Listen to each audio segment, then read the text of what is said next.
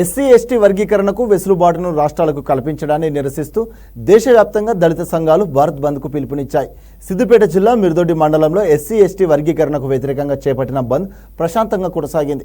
అంతకు ముందుకు ఎస్సీ వర్గీకరణ వ్యతిరేక పోరాట సమితి ఆధ్వర్యంలో మండల కేంద్రంలోని వ్యాపార, వాణిజ్య, విద్యా సంస్థలతో పాటు ప్రభుత్వ, ప్రైవేట్ పాఠశాలలు, కళాశాలలు, ఆర్టీసీ యాజమాన్యం, ఆటో యూనియన్లు సంపూర్ణంగా బంద్ పాటించాయి.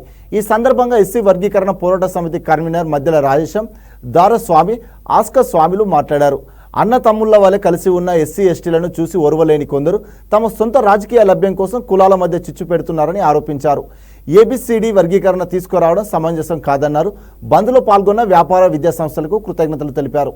ఈ కార్యక్రమంలో అంబేద్కర్ సంఘ నాయకులు మధ్యల సుదర్శన్, నర్మల చంద్రం, మధ్యల రోషయ్య, దార మల్లయ్య, రాకం కిరణ్లతో పాటు మహేష్, సాయి, రమేష్, రాములు పాల్గొన్నారు.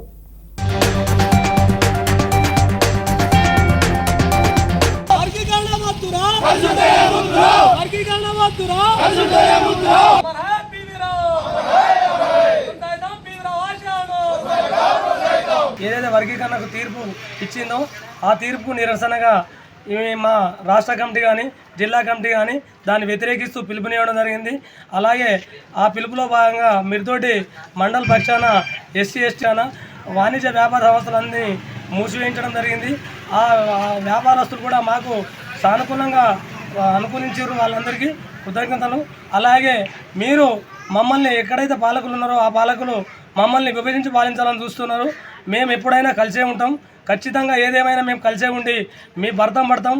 ఏదైనా మేము అన్ని జాతుల వాళ్ళం ఒకటైతామని చెప్పేసి మేము మీకు అదే కేంద్ర ప్రభుత్వానికి హెచ్చరిక డిమాండ్ జారీ చేస్తూ ఉన్నాం. పార్లమెంట్లో బిల్లు పెట్టి ప్రవేశపెట్టాలి తప్ప అట్లా కాకపోతే జరగదు.